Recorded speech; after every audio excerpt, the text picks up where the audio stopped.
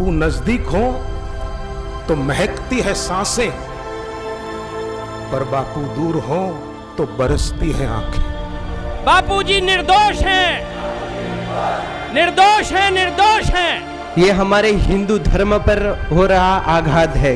ये दुष्ट जो हैं एक दिन आकर के प्रभु मेरे गुरुदेव के चरणों में नतमस्तक होंगे, और ऐसा मैं आपको विश्वास दिलाता हूँ। एक बहुत बड़ा अंतरराष्ट्रीय षड्यंत्र रचा जा रहा है। तो ऐसे महापुरुषों के ऊपर जब अत्याचार होता है, जब उनके ऊपर उंगली उठती है, तो समझ लेना चाहिए किनको, उन अधर्मियों को, अत्याचारियों को समझ लेना चाहिए कि अब तुम लोगों के सर्वनाश का समय आ चुका है।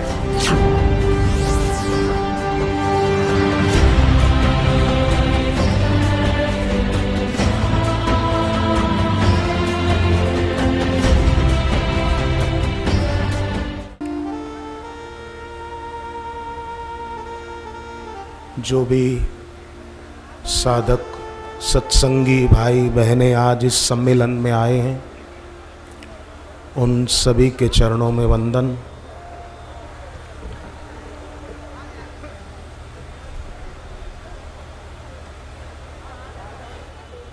इसमें कुछ कहने की आवश्यकता ही नहीं है। सूर्य में कभी अंधेरा नहीं हो सकता, ऐसे ही सद्गुरु में कभी कोई दोष हो ही नहीं सकता।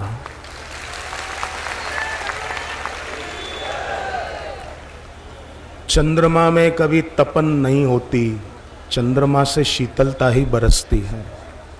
ऐसे ही सद्गुरु से हमेशा करुणा, गुरुदेव की आंखों से करुणा बहती है, और गुरुदेव के शब्दों से परब्रह्म परमात्मा की शब्दमयी झांकी निकलती है।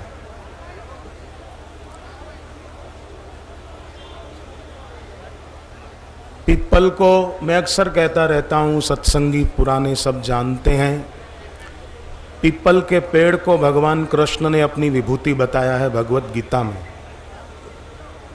गंगा जी को अपनी विभूति बताया है, पीपल को, गंगा जी को, गौ माता को, तुलसी माता को, शालिग्राम को कोई न माने तो भी उनकी पवित्रता और उनकी महिमा कभी भी कम नहीं होती है। उसी प्रकार सद्गुरु को कोई व्यक्ति न माने तो सद्गुरु की गुरुता कभी कम नहीं हो जाती है, वो अक्षुण्ण रहती है। गलतफहमी हो सकती है किसी को, गलतफहमी में आकर आदमी कुछ भी सोच सकता है और कुछ बोल भी सकता है।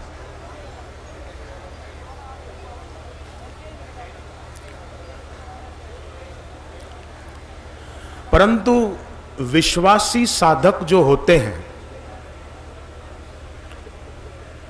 वो कभी वहम के पथ के पथिक नहीं बनते, और उसका ये प्रत्यक्ष प्रमाण है।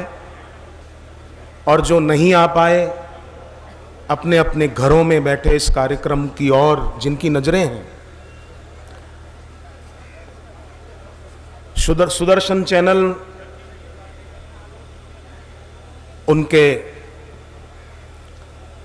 कार्यकर्ताओं को, उनके मैनेजिंग डायरेक्टर को, चेयरमैन को, सबको जितने धन्यवाद दिए जाएं उतने कम हैं। अधर्म कभी कभी पुष्ट होता हुआ दिखता है, पर अधर्म कभी अविनाशी नहीं होता। अविनाशी तो धर्म ही होता है।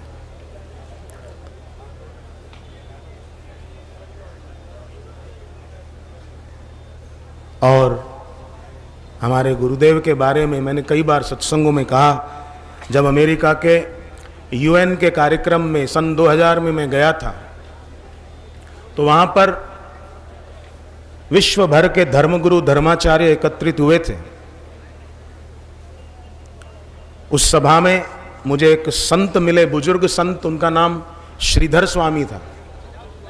उनकी संस्था है अमेरिका में, इंग्लैंड में उनके स्थान है, भारत में भी है, महाराष्ट्र में। उन्होंने जब ये जाना कि मैं बापूजी का शिष्य हूं तो बड़े खुश हुए, मुझे गले लगा लिया उन संत ने और कहा कि मैं बापूजी से प्रत्यक्ष नहीं मिला हूं, पर टीवी पर कई बार सत्संग, तब सोनी टीवी पर आता था, सोनी टीवी पर सत्संग बापूजी का मैं सुनता हूं और बापूजी का सत्संग सुनकर मुझे ये लगा कि बापूजी कोई धार्मिक व्यक्ति नहीं है, बापूजी स्वयं साक्षात धर्म का विग्रह है।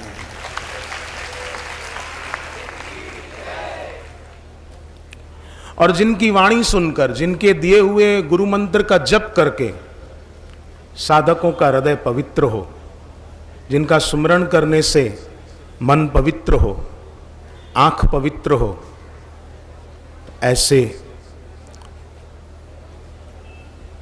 गुरुदेव की महिमा के बारे में तो कौन क्या कह सकता है।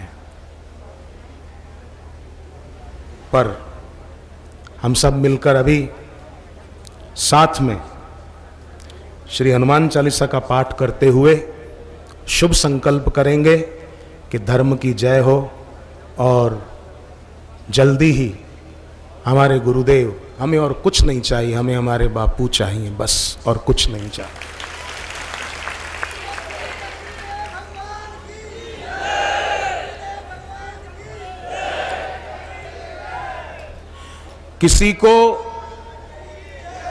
किसी को दौलत पे नाज होता है तो किसी को शोहरत पे नाज होता है ना, कि मेरे पास इतना धन है, मेरे पास इतना अधिकार है, मेरे पास इतनी सत्ता है।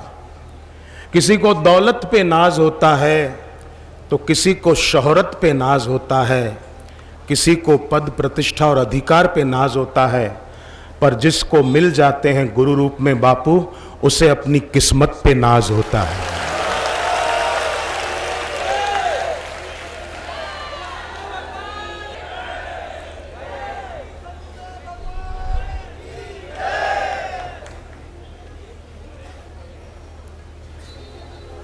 पाठ करेंगे, पर इससे पूर्व मैं एक बात कहूं कि बापू नजदीक हो तो महकती है सांसें, पर बापू दूर हो तो बरसती हैं आंखें।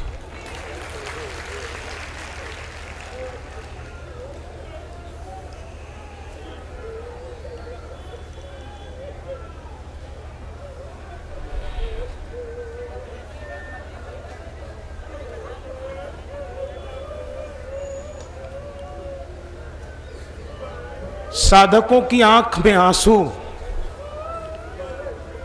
मैंने बापू जी के मित्र संत स्वामी राम सुखदास जी महाराज, जो अब ब्रह्मलीन हो चुके हैं,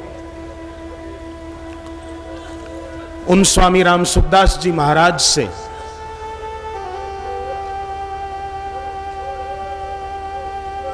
ये बात सुनी है कि किसी की आंख में आंसू आए दुख के तो भगवान उसके दुख मिटा सकता है, परंतु जो दूसरे की आंख में आंसू लाने का काम करता है, जो दूसरों को रुलाता है, दुख देता है, उसका दुख भगवान भी नहीं मिटा सकते।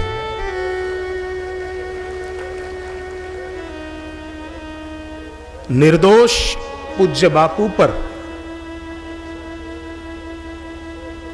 कितने आरोप लगे, साधकों की आंख में आंसू आए, तो वो आंसू क्या भगवान से छुपे हैं क्या?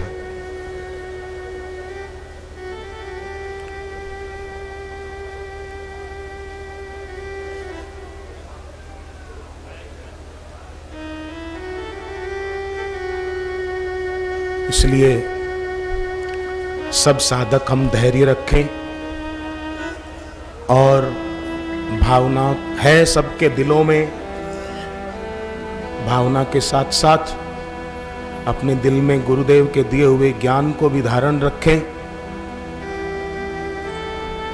ग्रहण तो सूर्य पर भी लगता है और चंद्रमा पर भी लग जाता है।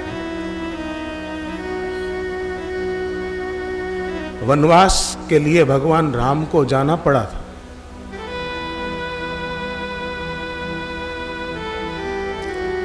पर हम आज यही प्रार्थना और संकल्प करते हुए श्री हनुमान चालीसा पढ़ें। आज बुधवार है, गणेश उत्सव के दिन चल रहे हैं। ये गणेश चतुर्थी से लेकर अनंत चतुर्दशी तक महाराष्ट्र में विशेष रूप से गणपति जी का स्थापन घर घर में, सोसाइटियों में किया जाता है। हमने भी उस दिन वहां महाराष्ट्र में ही थे तो हवन वगैरह जप आदि किया था। तो ऐसा कहा जाता है कि गणपति जी के आगे हनुमान जी का स्मरण करते हुए जो कोई भक्त शुभ संकल्प करते हैं वो भगवान पूरा करते हैं। तो आज बुधवार गणपति जी का वार है। हम सब मिलकर गणपति जी को प्रणाम करते हुए ये श्लोक बोलेंगे। मैं बोलूंगा, आप सुनकर दोहराना।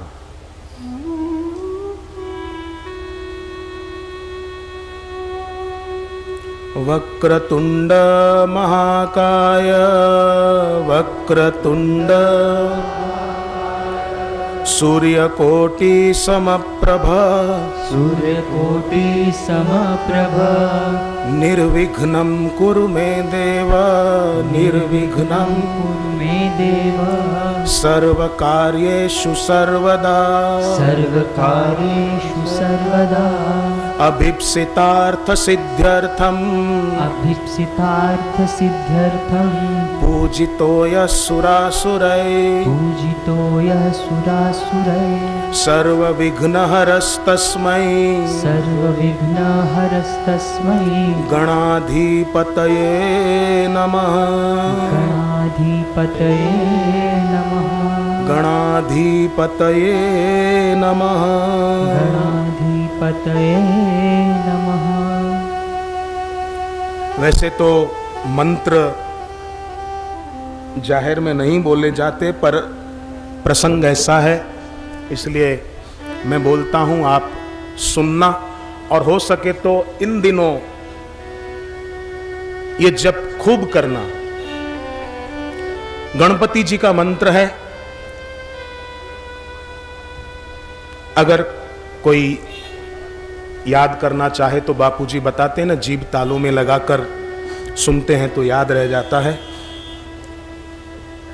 मंत्र है ओम श्रीम ह्रीम क्लीम ग्लौम गं गणपतये नमः। ओम श्रीं ह्रीं क्लीं ग्लौं गं गणपतये नमः।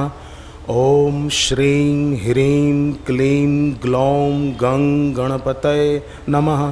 ओम श्रीं ह्रीं क्लीं ग्लौं गं गणपतये नमः। ये गणपति जी के वंदन का मंत्र है। इसका जितना जप करते हुए मनी मन गणपति जी जो विघ्नहर्ता देव हैं उनको प्रणाम करते हुए हम ये मंत्र जपें। भगवान रामचंद्र जी, लक्ष्मण जी और उनके साथ पूरी वानर सेना लंका के युद्ध के मैदान में रावण, मेघनाद आदि ने अपनी मायावी शक्तियों के प्रभाव से भगवान राम और लक्ष्मण जी को नागपाश में बांध लिया। भगवान नागपाश में बंध गए थे।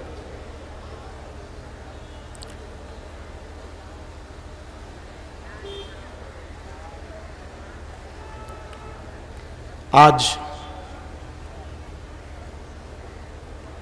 मानो त्रेता युग का इतिहास फिर से दोहराया जा रहा है। आज का पाश कुछ अलग है। पर उस समय जब भगवान राम लक्ष्मण जी को नागपाश में बांध दिया गया, उस समय हनुमान जी, नारद जी और दूसरे भक्त उनके साथी वो सेवा में लग गए। संघर्ष में नहीं लगे थे, एक दूसरे के प्रति वैर वैमनस्य नहीं, सब एकजुट होकर इस सेवा में लग गए कि हमारे भगवान नागपाश से छूटे कैसे।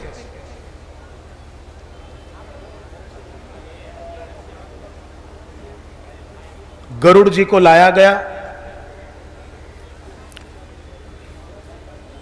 और भगवान राम नागपाश से तो छूट गए, पर सेवा में जो थे गरुड़ जी वो शंका के पाश में बंध गए कि भगवान बंधन में कैसे पड़ गए।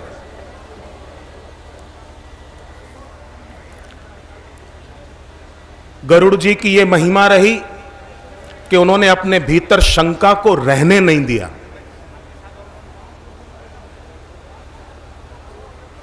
गरुड़ जी का रास्ता बड़ा सुंदर है कि अपने भीतर कोई शंका को स्थान ही नहीं दिया। शंका आई, काकभूषुंडी जी के पास गए, सत्संग किया, शंका को दूर किया और गरुड़ जी ने क्या कहा? जीवन जन्म सफल मम भयो, तव प्रसाद सब संशय गयो। सब संशय चले गए। साधक भी वही हैं जो अपने भीतर किसी संशय को स्थान देते ही नहीं, और उसी का परिणाम है कि इतनी संख्या में और साधक भाई बहनें भी यहाँ पर बड़ी संख्या में हाजिर हैं और संख्या बढ़ती जा रही।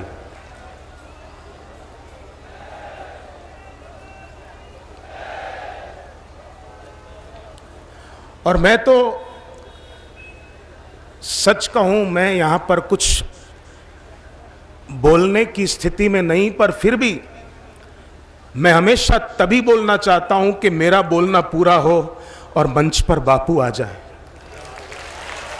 मैं तो यही चाहता हूं कि जब भी मैं बोलूं तो मेरा बोलना ऐसा करे भगवान कि बस मेरा बोलना पूरा हो ना हो और बापू मंच पर आ जाएं और सब साधकों को गुरुदेव के दर्शन का लाभ मिल जाए।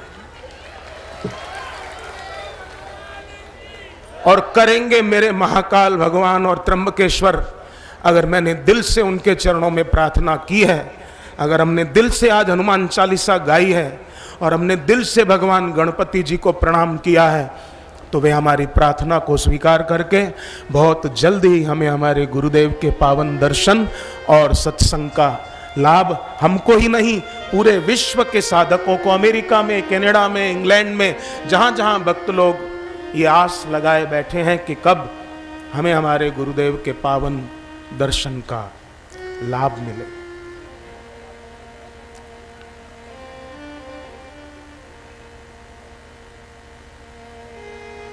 भक्त ही जानते हैं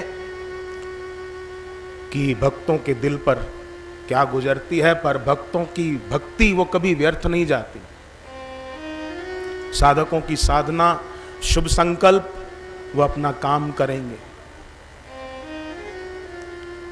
हम लोग अपनी भक्ति में, अपनी उपासना में और आगे बढ़े और आगे बढ़े।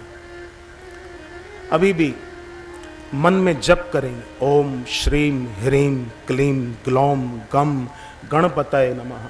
ओम श्रीम ह्रीम क्लीम ग्लौम गं गणपतये नमः। ओम श्रीम ह्रीम क्लीम ग्लौम गं गणपतये नमः। ओम श्रीम ह्रीम क्लीम ग्लौम गं गणपतये नमः। ओम श्रीम ह्रीम क्लीम ग्लौम गं गणपतये नमः। ओम श्रीम ह्रीम क्लीम ग्लौम गं गणपतये नमः। मन में जप कर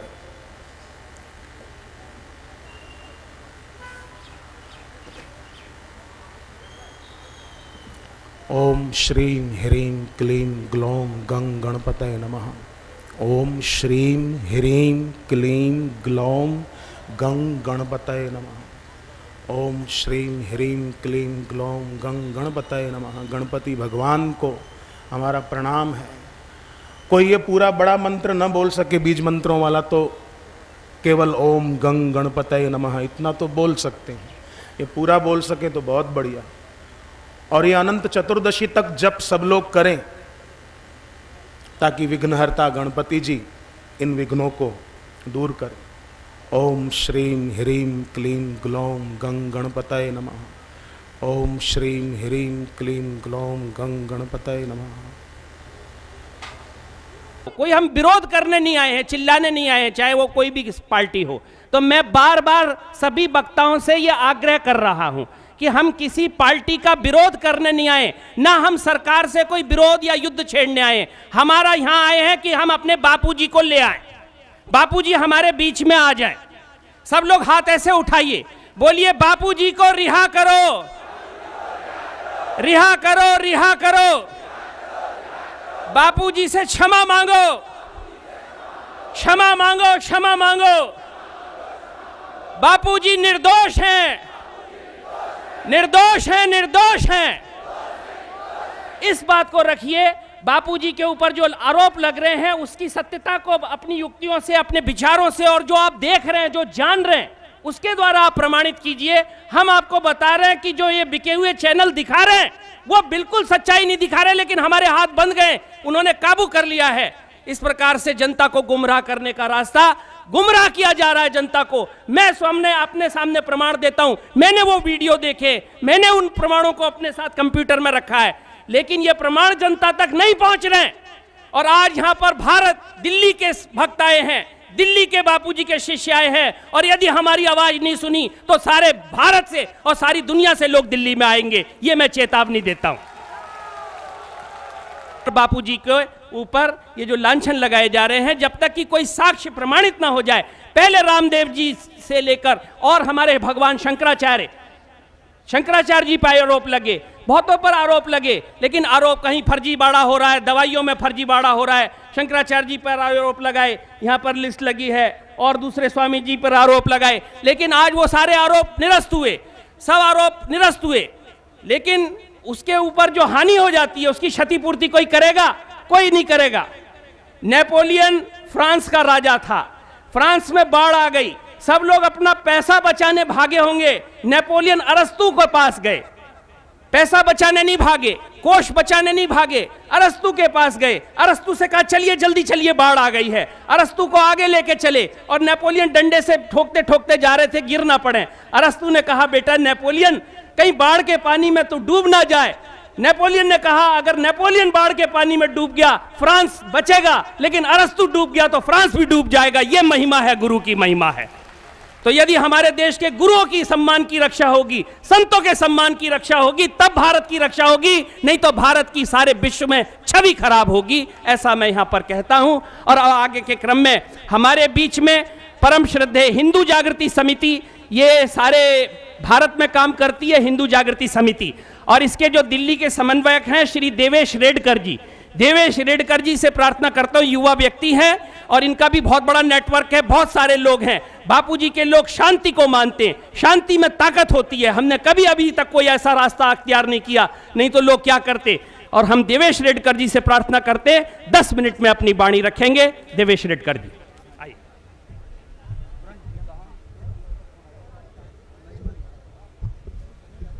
नमस्कार। पूजनीय बापूजी के चरणों में वंदन कर मैं अपने 2 शब्द आपके सामने रखता हूँ। आज जो कुछ चल रहा है वो आपको तो सब पता ही है। अब हमें ये सोचना है कि हमें आगे क्या करना है। इसलिए हम सभी हिंदुत्ववादी संगठनों को ये आह्वान करते हैं, ये किसी एक संत पे ऊपर लगे हुए आरोप नहीं है, ये हमारे हिंदू धर्म पर हो रहा आघात है।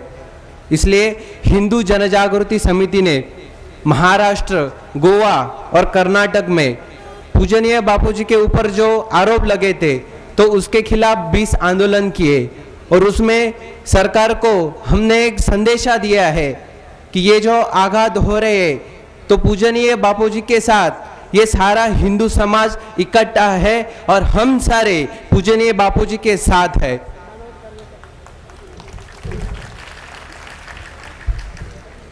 आज मीडिया दिखा रहा है कि पूजनीय बापूजी ऐसा गलत कर रहे हैं। मैं एक 7 दिन पूर्व यहाँ पे धरना शुरू था, वहाँ पे मैं भी आया था। एक आपको उदाहरण देता हूँ। मैं आज मीडिया को बताना चाहता हूँ कि बापूजी के संदर्भ में आप जो गलत दिखा रहे हैं उसके साथ साथ पूजनीय बापूजी ने अपने भक्तों को जो अच्छी सीख दी है वो भी आपको दिखानी चाहिए। मैं आपको एक उदाहरण बताता हूँ। जब मैं 7 दिन पूर्व यहाँ पे आया था, तब एक पूजनीय बापूजी का शिष्य था, वो पानी की सेवा कर रहा था, यानी पानी की जो पाउच थे वो लोगों को दे रहे थे। मैं बस ऐसा देख रहा था कि वो क्या कर रहा है। जब उन्होंने वो पानी के पाउच अपने स्वामी जी के भक्तों को दिए, भक्तों ने वो पानी पिया और जो बचा हुआ जो प्लास्टिक था, तब वो जो पूजनीय बापूजी का भक्त था, तब उसने एक पिशवी ली और सभी भक्तों से कहा कि कृपया वो जमीन पर मत फेंके, इस पिशवी में रख दे। ये जो आदर्श है, क्योंकि जंतर मंतर पे जो आंदोलन होते हैं, जंतर मंतर पे जो धरना प्रदर्शन होते हैं, वो हमने भी देखे है। धरना प्रदर्शन होने के बाद जो कूड़ा कचरा होता है वो हमने भी देखा है। लेकिन पूजनीय बापूजी का जो आदर्श है, पूजनीय बापूजी की जो सीख है, वो ये सीख है कि जो कूड़ा कचरा है वो भक्त कह रहे थे कि जमीन पे मत फेंको, मीडिया आज ये नहीं दिखाएगी। इसलिए आज हम सभी हिंदू भाइयों को आह्वान करते हैं कि ये हिंदू धर्म पर हो रहा आघात है, तो हम सभी हिंदू ने अपना पक्ष, अपना संप्रदाय, ये सब भूलकर हम सभी लोगों ने इकट्ठा आना चाहिए और पूजनीय बापूजी के हम साथ रखना चाहिए। क्योंकि हमें सब लोगों को पता है कि पूजनीय बापू निर्दोष है, लेकिन हम सब लोगों का, सभी हिंदुओं ने इकट्ठा आकर इसके खिलाफ एक बहुत बड़ा आंदोलन होना चाहिए। और जो ये आंदोलन हो रहा है वो उसमें भी सभी हिंदुओं ने इसमें सहभागी होना चाहिए। बहुत बहुत आभार है देवेश रेडकर जी का। लेकिन मैं आपको एक चीज़ बता दूं कि बापूजी ने कभी किसी से भेद नहीं किया, बापूजी के मंचों पे भेद नहीं किया। और मैं आपको बता दूं कि बापूजी के साथ हमारे हिंदू भाई तो सभी खड़े हैं, लेकिन बहुत बड़ा मुस्लिम समाज भी बापूजी के साथ खड़ा है। मैं बता रहा, बम्बई के मंच पर भी मौलाना जी आए थे उल्लासनगर से, दिल्ली के मंच पे शाही इमाम अजमेर के मोहम्मद असगर अली साहब आए थे, उनका भी संदेश हमें प्राप्त हुआ है। वो आ नहीं पाए किसी कारण, शायद कल आ पाएंगे, ऐसा भी हमें संदेश प्राप्त हुआ है। तो बहुत सारा सभी समाज जो सत्य के मार्ग पर हैं वो सब बापूजी के साथ हैं। हमारे बीच में ह्यूमन राइट प्रोटेक्शन काउंसिल के परम श्रद्धेय प्रातः स्मरणीय पूज्यपाद स्वामी कमलानंद गिरी जी महाराज पधारे हैं। एक बार जोरदार तालियों से उनका अभिनंदन करें। और ये ह्यूमन राइट्स में भी हम सारे यूएनओ तक ये बात उठाएंगे। आपसे निवेदन है कि हमारे भक्त समाज को मार्गदर्शन दें, एक दिशा दें। प्रातः स्मरणीय, अर्चनीय, वंदनीय, पूजनीय, सबके हृदय में स्थित मेरे बापूजी और मंचासीन संत समाज, विद्वत समाज, हमारी अनेक संस्थाओं से आए हुए अध्यक्षगण, मेरी महिमामयी, करुणामयी, भक्ति स्वरूपा, शक्ति स्वरूपा माता एवं बहनें तथा भाइयों, आज हम इस दृश्य को जो देख रहे हैं, लोग कहते हैं कि बापूजी जेल में चले गए, अंदर चले गए। कोई महापुरुष के साथ अगर ऐसा कृत्य होता है तो उसके पीछे कुछ राज होता है, और वह राज वो एक अपनी लीला के संदर्भ में करते हैं, क्योंकि लोग ऐसे जागृत नहीं होते हैं। लेकिन ऐसा कृत्य प्रकृति कराती है कि लोग जागृत हो जाते हैं।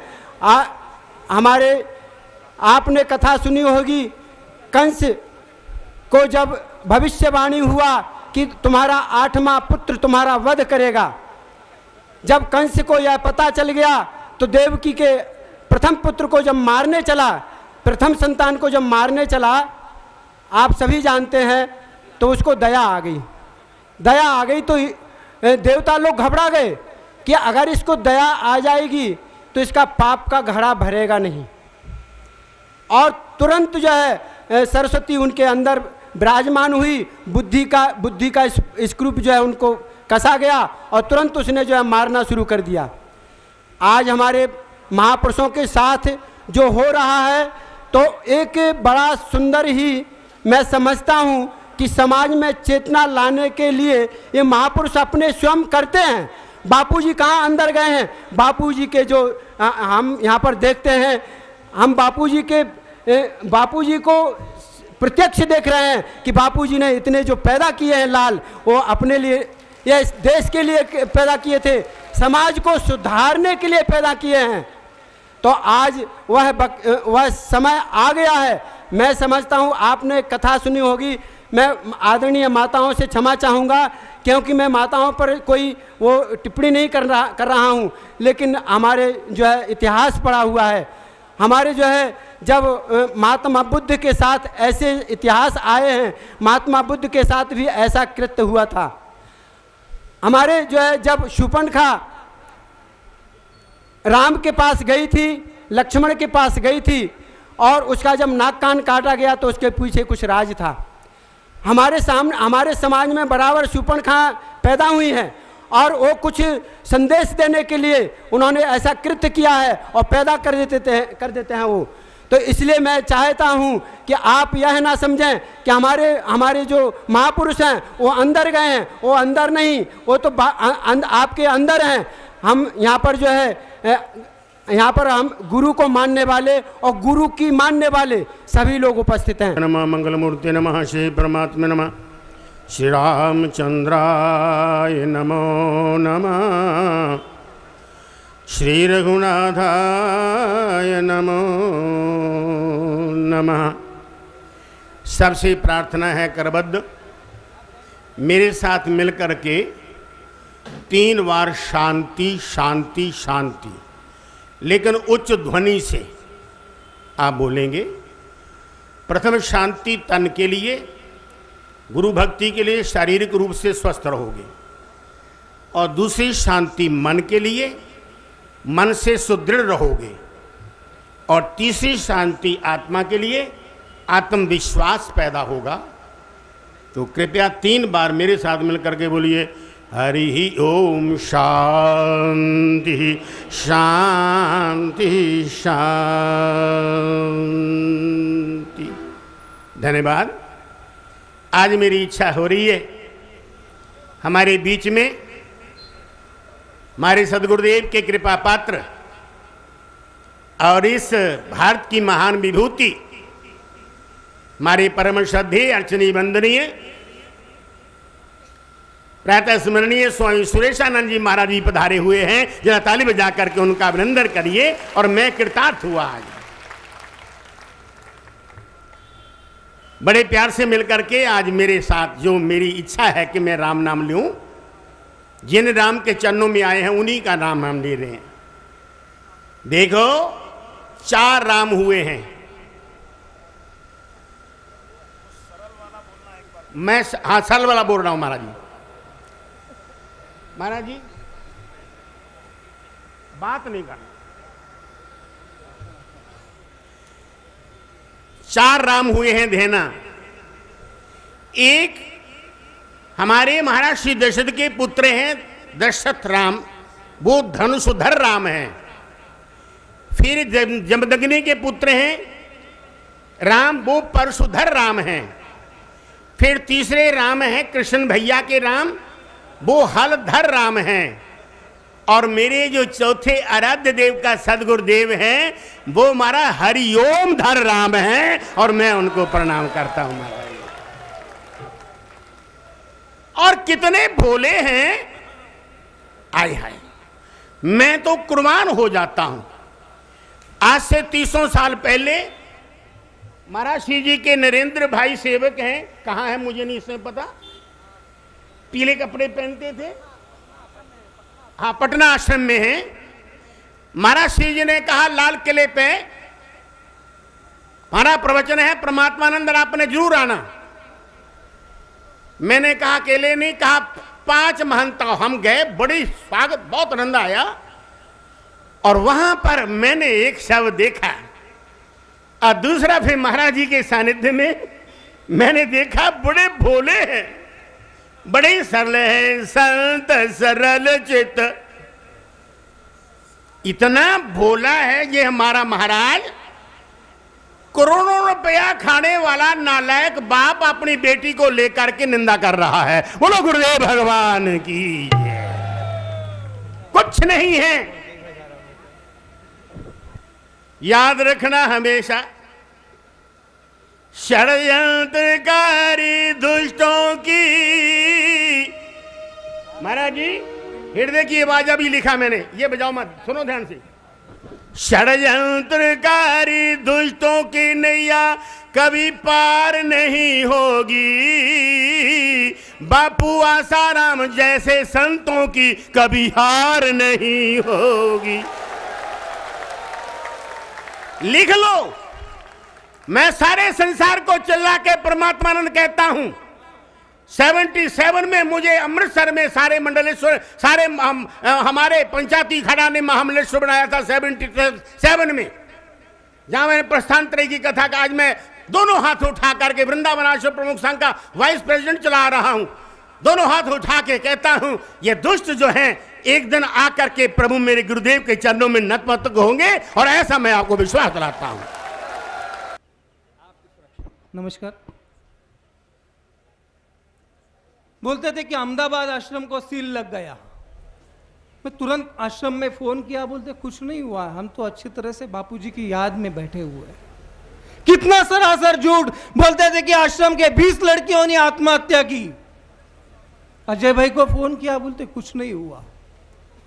भैया क्या चल रहा है, किस तरह का षड्यंत्र रचा जा रहा था कि हम देखते थे कि एक बापूजी का भक्त ही किसी को बिके हुए कोई ना कोई लोग मिल जाते हैं, लाके बता दिया, उसने रख दिया, बापूजी ने मेरा ऐसा छल किया वैसा छल किया। आपको मैं क्या बताऊं, कितना सरासर झूठ।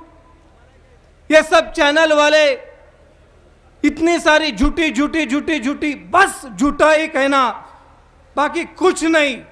बोलते थे कि बापूजी ऐशो आराम की जिंदगी जीते थे, अभी जेल में देखिए कि उनको चम्मच और वाटी कटोरी में खाना खाना पड़ रहा है। मैं अभी मुंबई से आ रहा था, मेरे साथ मेरे मित्र परम पूजनीय बापूजी के भक्त विशाल भाई थे।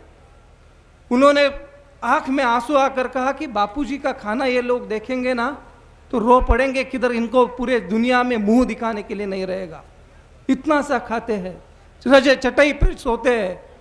हमने हमारे गुरुदेव का अनुभव किया है, सब संस्था, सब आश्रम, सब वो जनता की सेवा के लिए रहता है, संत अपने लिए कुछ भी नहीं करते हैं।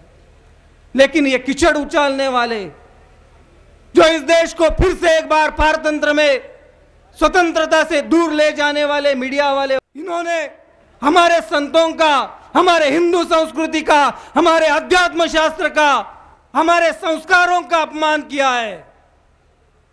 इनके मुंह से संत शब्द भी मुझे कभी अच्छा नहीं लगता है। ये समझ ही नहीं सकते हैं कि हमारे संस्कार क्या होते हैं, संत क्या होता है, उनकी मतलब शिकवण क्या होती है, लोग समझ नहीं सकते हैं। इनके वो परे है। आज इस देश में हमने देखा कि 2 कानून है। आम आदमी के लिए हम जैसे परम पूज्य बापूजी को तुरंत 24 समझ दिया, 24 घंटे के अंदर जेल में डाल दिया। वो कह रहे थे कि मुझे भक्तों से बात करने के लिए दे दो, वो भी करने के लिए नहीं दिया, कोई भी नहीं, कोई कुछ भी नहीं। लेकिन वो नेता लोगों के लिए अलग कानून है। मैं 2-3 उदाहरण आपके सामने जरूर रखूंगा।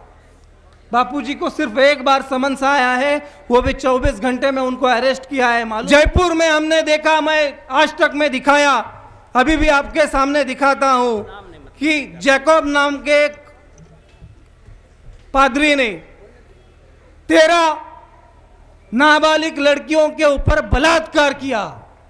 जयपुर की घटना है, सिर्फ 1 साल के अंदर की घटना है। आज तक के ऊपर यह सिर्फ सनातन प्रभात का ऐसा दिखाया, उसने पूरी तरह से प्रोग्राम को बंद ही कर दिया।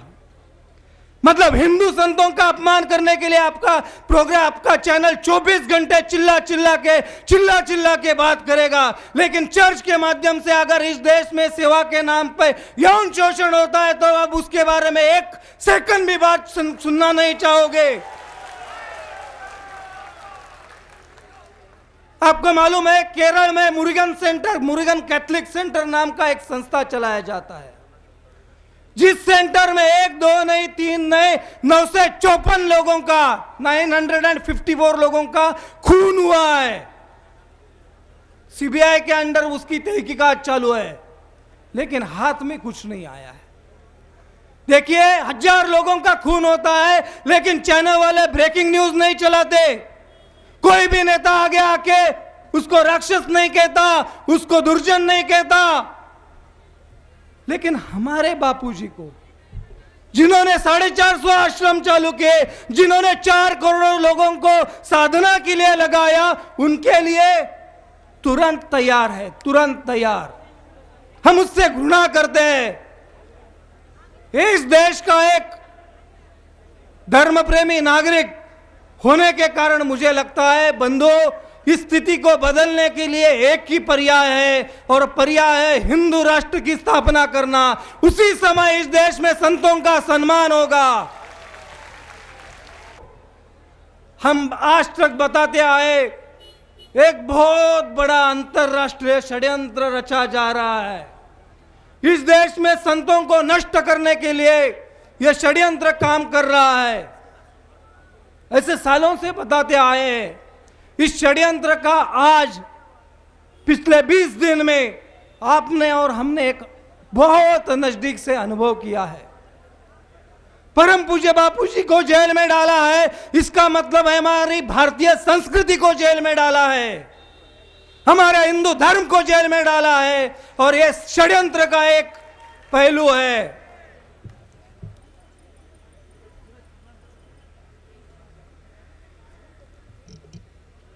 हमारे गुरुबंधु शिवा भाई की जब हमने एक बात सुनी, उसने कोर्ट में बताया कि पुलिस वालों ने उसकी शिखा नोच के निकाली।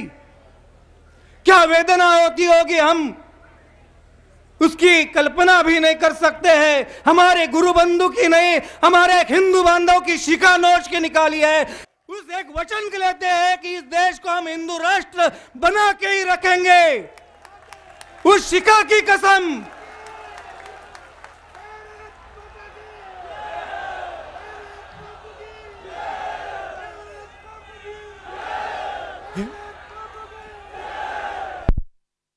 की परम पूज्य आसाराम जी बापू की वंदे वंदे। बंधु, हमारे लिए सिर्फ 2 शब्द कहकर मेरा भाषण समाप्त करता हूं। इस षड्यंत्र को, एक बड़ा अंतरराष्ट्रीय षड्यंत्र को उखाड़ के फेंक देने के लिए हमें भी एक रणनीति का अवलंबन करना होगा। हम भूले भाले बैठेंगे, सिर्फ तालियां बजाएंगे, मोर्चा में कहीं जाएंगे और बाद में भूल जाएंगे, तो ऐसे हिंदू राष्ट्र स्थापित नहीं होगा। इसके लिए एक व्यूह रचना करनी होगी। जो चैनल आपको लगते हैं कि बिकाऊ है, घर घर में जाके बताओ कि इस चैनल को मत देखो, ये हमारा अधिकार है। हमारे लोकमान्य तिलक जी ने, स्वतंत्रवीर सावरकर जी ने बहिष्कार आंदोलन किया था, अंग्रेजों के कपड़े जला डाले थे। उसी प्रकार से इस अंग्रेजों के विचार धारण करने वाले चैनलों के ऊपर आज से हम बहिष्कार डालेंगे। हमारे घर में आज से तो वही चैनल दिखा पड़ेगा, जैसे सुदर्शन चैनल हो, A to Z हो, या सनातन प्रभात जैसी पत्रिका हो, या ऋषि प्रसाद हो। देखिए चैनल वालों ने कितनी भी बकबक की। मेरे भी गुरुदेव है, तो मुझे इतनी सी तो जानकारी है, इतना तो अनुभव है। चैनल वाले 24 घंटा भी चिल्ला चिल्ला के कहेंगे, लेकिन वो गुरु शिष्य का नाता कभी भी तोड़ नहीं सकते हैं। इतना ही हमको ध्यान में है। बस वंदे मातरम। तो बहुत इन्होंने अच्छी बात कही है। जो बापू का नहीं है वो हमारा भी नहीं है। और इस समय धीरज धर्म मित्र अरु नारी, आपत्काल परखिए चारी। कौन हमारा है ये आपत्ति काल में परखा जाता है। और आज ये शर्म की बात है कि वो लोग जो बापूजी से आशीर्वाद मांगते थे, उनके चरणों में लौटते थे, वो सब आज गुफाओं में छिप गए। पता नहीं, जैसे चूहा बिल में छिप जाता है वैसे छिप गए। बापूजी जैसे संत बार बार अवतार नहीं लेते हैं। मैं भी एक महात्मा हूं। थोड़ी बहुत साधना तपस्या हमने भी की है। 10 लोगों को, 100 लोगों को, 1000 लोगों को, 1 लाख लोगों को जोड़ने में, उनके हृदय परिवर्तन करने में, उनको ईश्वर के मार्ग लगाने में पूरी ताकत झोंक देनी पड़ती है। फिर भी 1 लाख लोग जो है हमारे अनुयायी नहीं बन पाते हैं। यहाँ तो करोड़ों लोगों का हुजूम जुमत यहाँ पर आया हुआ है। तो कोई बापूजी साधारण संत नहीं है।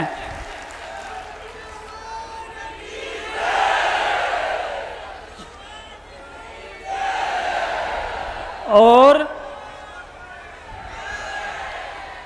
जब बापूजी जैसे महान संतों को, जिनकी हम लोग संतों में नहीं, संतों की श्रेणी में उनकी हम लोग गणना नहीं करते, इनकी गणना होती है महान श्रेष्ठ सिद्ध संतों में। संत तो बहुत होते रहते हैं। तो ऐसे महापुरुषों के ऊपर जब अत्याचार होता है, जब उनके ऊपर उंगली उठती है, तो समझ लेना चाहिए किनको, उन अधर्मियों को, अत्याचारियों को समझ लेना चाहिए कि अब तुम लोगों के सर्वनाश का समय आ चुका है। एक नहीं करोड़ों लोगों की हाय खाली न जाए। हाँ, याद रखना, सच बात कहा जाए तो जिन जिन लोगों ने बापूजी के खिलाफ, किसी भी संत के खिलाफ, हिंदू संस्कृति के खिलाफ जब भी कोई अत्याचार किया है, जब भी उंगली उठाई है, तो वो अपने आप नष्ट तो हुए हैं। उन्होंने अपने 21 नहीं 71 पीढ़ी को कब्र में डाल दिया, समझ लो। ये तो मरेंगे ही मरेंगे, इनकी संतानें भी बुरी तरह नष्ट हो जाएगी। अब साधकों को अपनी साधना के बल पर, अपनी तपस्या के बल पर, क्योंकि साधक लोग तो शस्त्र तो उठा नहीं सकते, और न शस्त्र उठाने का ये समय है, युग नहीं है वो। लेकिन बापूजी ने आपको एक अस्त्र दिया है जिसको कहते गुरु मंत्र। अब गुरु मंत्र की ताकत को आपसे बेहतर कोई नहीं जानता। तो आज हम क्यों किसी के आगे गिड़गिड़ाए? ठीक है, हम लोग धरना प्रदर्शन कर रहे, अपनी भावना व्यक्त कर रहे, उनको समझा रहे, व्यक्त नहीं कर रहे, हम उनसे मांग नहीं कर रहे, हम उनको समझा रहे हैं कि संतों के ऊपर अत्याचार मत करो। तो आपके अंदर जो श्रद्धा है, भक्ति है, तप है, उसका प्रयोग करो। और वो प्रयोग जब सफल होगा तो बापूजी भी जेल से बाहर आ जाएंगे। जैसे कृष्ण कन्हैया जेल से बाहर आए थे ना, ये बापूजी का नया अवतार होगा, ये भी समझ लीजिएगा। ऐसा नहीं कि आज बापूजी ही जेल में गए हैं, ऐसा नहीं है। आज एक संत जेल में गया है, ये पहली बार नहीं हुआ है। इन लोगों को इतिहास नहीं मालूम है, इनको मैं थोड़ा बताता हूँ। पढ़े लिखे लोग तो है, लेकिन पढ़े लिखे गवार लोग हैं, इनको पता नहीं, इतिहास नहीं पढ़ा इन्होंने, रामायण महाभारत इन्होंने पढ़ी नहीं है, इनको नहीं पता इतिहास। जब भगवान राम आए थे, जब वो दंडकारण्य में भ्रमण कर रहे थे, तो वहां पर ऋषि मुनियों की हड्डियों का ढेर लगा हुआ था। पूछा ये क्या है संतों से, बोले ये वो हड्डियों का ढेर है जो इन राक्षसों ने संत महात्माओं को खाने के बाद फेंक दिया। तो उस त्रेता युग से तो ये कलयुग ठीक ठाक है, अभी तो आरोप लगे हैं ना। उस समय महात्मा को खा जाते थे, निगल जाते थे। माना कि कुछ लोगों की मनसा तो ऐसी ही है कि महात्मा को खा जाए। अब तो मंदिरों को गिरवी रखने का विचार बन रहा है, कल पता नहीं हमको नहीं गिरवी रख दे ये लोग, साधुओं को गिरवी न रख दे। मनसा तो उनकी ऐसी ही है, ये धर्म संस्कृति नष्ट हो जाए, ये सनातन धर्म नष्ट हो जाए। लेकिन संभव है क्या? संभव है सनातन धर्म नष्ट हो जाएगा, सनातनी नष्ट हो जाएंगे? संभव नहीं है। क्यों संभव नहीं है? क्योंकि जो जिसने ये सृष्टि की रचना की है ना, जिसने ये सृष्टि का वो पालन कर रहा है, वो स्वयं जो है सनातन धर्म की, सनातनियों की, हिंदुओं की रक्षा का भार लेके खुद बंध गया है। यदा यदा ही धर्मस्य ग्लानिर्भवति भारत, जब जब धर्म की ग्लानि हुई है, अधर्म बढ़ा है, तो भगवान ने कहा है कि मैं आऊंगा और अपने धर्म की रक्षा, परित्राणाय साधुनाम, और उन संतों का, उन साधकों का मैं रक्षण करूंगा और दुष्टों का मैं विनाश करूंगा। ये भगवान वचन देकर गए हैं। तो कैसे हम लोग मिट सकते हैं? सनातन कभी मिटा नहीं, कभी मिट नहीं सकता। सनातन का मतलब ही होता है जो कभी नष्ट नहीं होता। तो जब भगवान राम ने ये देखा कि यहाँ पर संतों महापुरुषों के साथ इस तरह अत्याचार हो रहा है, तो भगवान से रहा नहीं गया और उन्होंने संहार आरंभ कर दिया। तो जब भी अधर्मियों का, अत्याचारियों का, अन्यायियों का नाश होने का समय आता है, तो उसकी एक पहचान होती है। थोड़ा मेरी बात ध्यान से सुनना, जब भी अधर्मियों का, अन्यायियों का, अत्याचारियों का अंतिम समय आता है तो हम कैसे पहचाने कि वो अंतिम समय आ गया उनका? तो उसकी पहचान ये होती है कि वो बापूजी जिस जैसे संतों के ऊपर आरोप, झूठे आरोप लगा देते हैं, उनको जेल में डाल देते हैं, बस समझ लेना उनका समय आ गया। तो पहले बड़े संतों के साथ बड़ा अत्याचार होते थे। गुरु नानक महाराज जी को जेल में डाल दिया, संत तुलसीदास जी को जेल में डाल दिया, तैलंग स्वामी जी जैसे महापुरुषों को जेल में डाल दिया। तो ये बात नहीं है कि बापूजी जेल में चले गए तो संत नहीं है, ऐसा नहीं होता है। संतों के लिए जेल तो अग्नि के समान है, संत तो सोना है। जेल रूपी अग्नि में जाकर उनका जो निखार है वो और बढ़ जाता है, घटता नहीं है।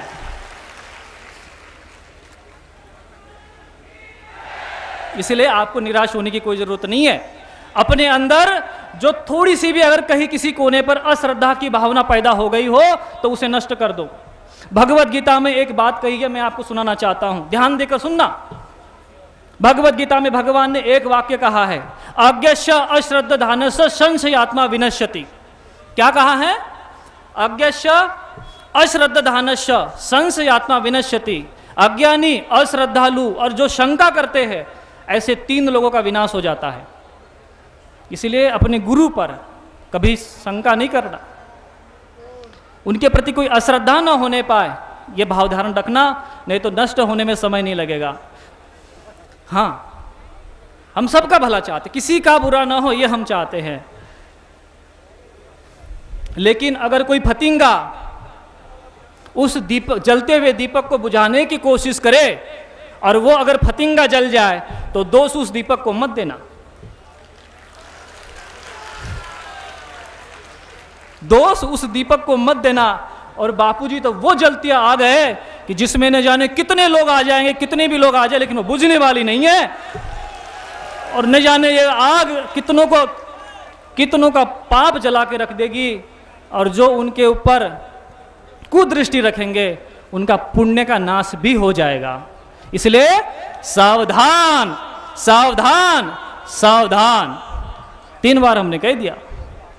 और ये संत महात्माओं की, साधुओं की शक्ति को जानते नहीं है। मैं एक छोटी सी बात आपसे कहना चाहूँगा।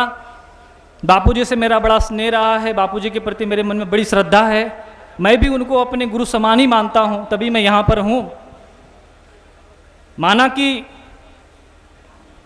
हम लोग कुछ कर नहीं सकते, गुरु जो दे देता है उसका ऋण तो कोई नहीं चुका सकता, कोई शिष्य नहीं चुका सकता। अब गुरु क्या देता है तो शिष्य ही जानता है, बाकी निगुरे लोग क्या जानेंगे। इसीलिए अगर उस गुरु की दक्षिणा में अगर हमारे प्राण भी चले जाए तो अपना सौभाग्य समझना। अगर गुरु दक्षिणा में आपके प्राण भी चले जाए तो इसे अपना सौभाग्य समझना और ये सोच लेना कि प्रभु हर जन्म में मेरे ऐसे ही प्राण आपके लिए चले जाए, ये मेरा सौभाग्य होगा। और मैं बता रहा हूं कि हर जन्म में अगर गुरु के लिए हम अपने प्राण भी निछावर कर देंगे, फिर भी गुरु के कर्जे से, गुरु के ऋण से मुक्त नहीं हो सकते। गुरु की इतनी बड़ी कृपा होती है, ये तो वही समझ सकता है जिस पे ईश्वर की कृपा हो। सभी मिलकर 1-2 मिनट भगवान नाम का उच्चारण करें। आप जानते हैं सत्संगों में चर्चा हुई है कि जब समुद्र पार करना था, सभी समुद्र की दूरी और अपने बल का गणित लगा रहे थे, पर हनुमान जी इन सब से अलग शांत बैठे थे, भगवत स्मरण में तल्लीन, जप में तल्लीन। और भगवत सुमरण जप में तल्लीन रहने वाले हनुमान जी ही समुद्र पार कर पाए, सीता जी की सुधि ले आए और लंका को जलाए।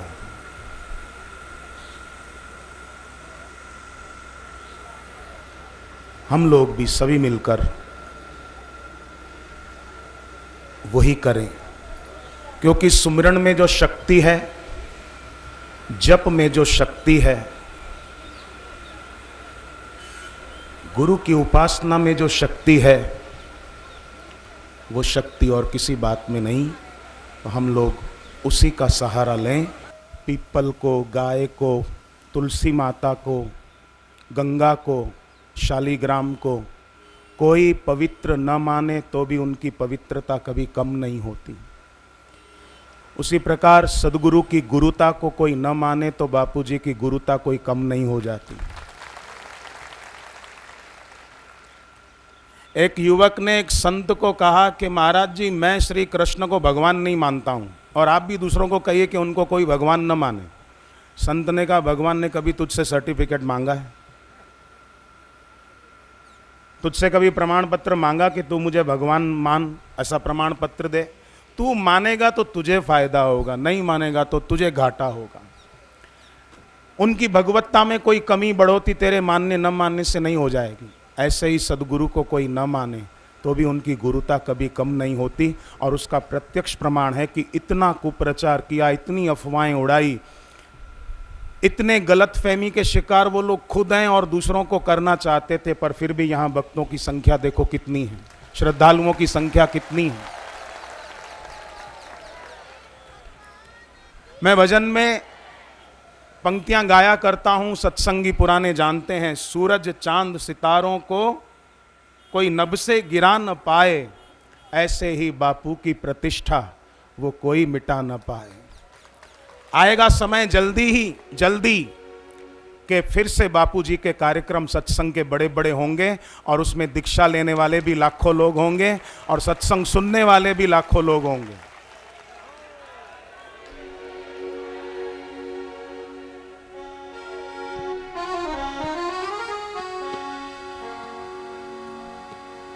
सूरज चांद सितारों को कोई नभ से गिरा न पाए, सूरज चांद सितारों को कोई नभ से गिरा न पाए, सूरज चांद सितारों को कोई नभ से गिरा न पाए, सूरज चांद सितारों को कोई नभ से गिरा न पाए।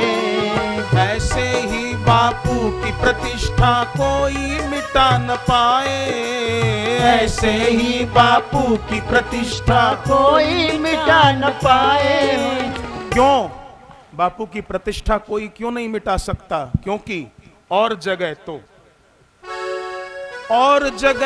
रहमत की बस बात होती है, और जगह तो रहमत की बस बात होती है। मेरे बापू के दर रहमत की बरसात होती है, मेरे बापू के दर रहमत की बरसात होती है।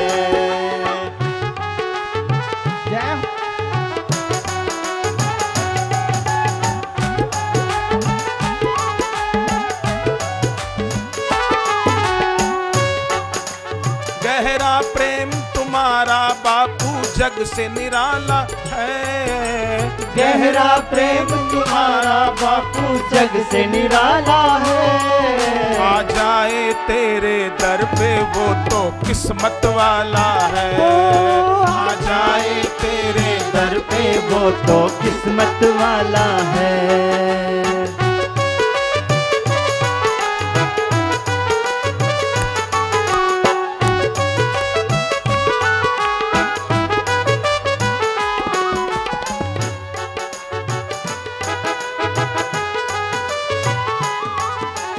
आ जाए गुरुदेव के दर पे वो तो किस्मत वाला है। मैंने सुबह एक बात कही थी, सुबह आप सब नहीं थे, कई संत महात्मा नहीं थे, इसलिए फिर से कहूं, किसी को दौलत पे नाज होता है, किसी को शोहरत पे नाज होता है, किसी को अपने रूप पर नाज होता है, तो किसी को अपने पद प्रतिष्ठा पे नाज होता है, पर जिसको मिल जाते हैं गुरु के रूप में बापू, उसे अपनी किस्मत पे नाज होता है। पर फिर भी हम लोग यही प्रार्थना भगवान के चरणों में करते हैं। ये गणेश चतुर्थी, गणेश उत्सव के दिन चल रहे हैं और गणपति विघ्नहर्ता भगवान हैं। हम उनके चरणों में प्रार्थना करते हैं, भगवान बस अभी बिठाए नहीं, भले खड़े रहें, अब जाना है, पूरा करना है, भले जो खड़े विघ्नहर्ता गणपति जी के चरणों में प्रार्थना करते हैं। सब जो बोल सकें बोलना, न बोल सको तो खाली सुनना। गजाननं भूतगणादिसेवितं कपित्थजम्बू फलचारुभक्षणम्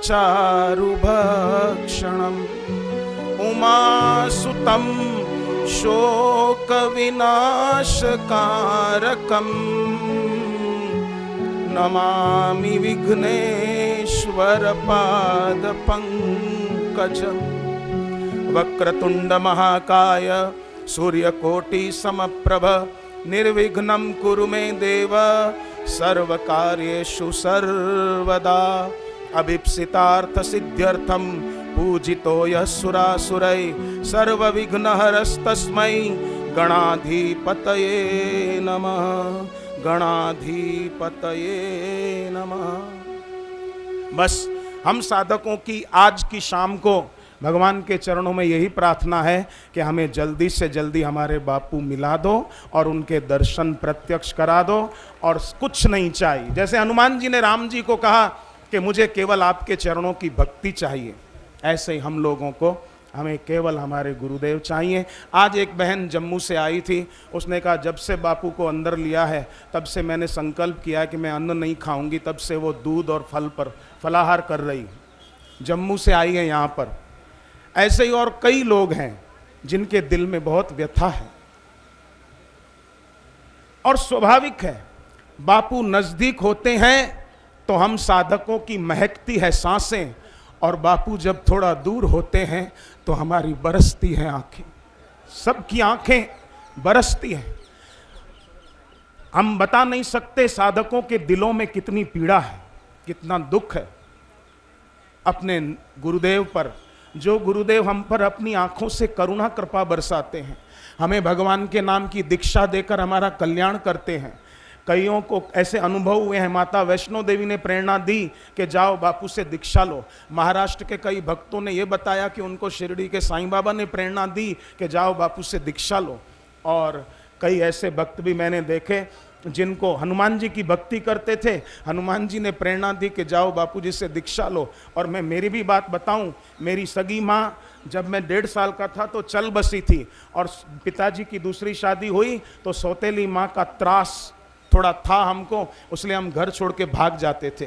कई बार अजमेर में एक हनुमान जी का मंदिर है पहाड़ी पर, वहाँ जाकर मैं कई बार चुपचाप बैठ जाता था और उनको प्रार्थना करता था कि भगवान अब ये दुख कब तक मुझे सहना पड़ेगा, अब तो इस दुख को मिटा दे। और मुझे लगता है क्या यही सही बात है, हनुमान जी ने ही मेरी प्रार्थना जरूर सुनी होगी और उन्होंने ही मुझे बापूजी के चरणों में पहुंचाया। तो आज भी हम आज की संध्या को हनुमान जी को फिर से प्रार्थना करते हैं, जल्दी से जल्दी हमारे बापूजी को हम भक्तों के बीच ला दो बस, और हमको कुछ नहीं चाहिए। कुछ चाहने से कुछ मिलता है और कुछ न चाहने से सब कुछ मिल जाता है, सब कुछ मिल जाता है। और साधकों के सब कुछ सद्गुरुदेव हैं। ठीक है, मैं तो मीडिया वाले जो हैं उनको भी यही कहूंगा कि उनको भी विचारों को गलतफहमी हो गई है, और उनकी गलतफहमी जरूर भगवान दूर करेंगे और सब सच सामने आ जाएगा। हमें न्याय प्रक्रिया में पूर्ण विश्वास है कि न्याय प्रक्रिया जो चल रही है वो उस पर भरोसा है। पर इतना जरूर कहेंगे कि बस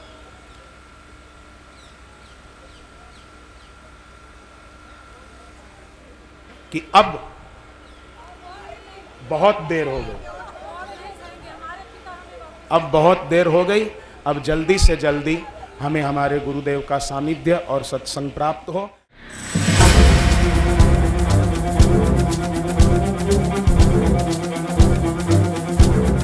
बापू नजदीक हो तो महकती है सांसें, पर बापू दूर हो तो बरसती है आंखें।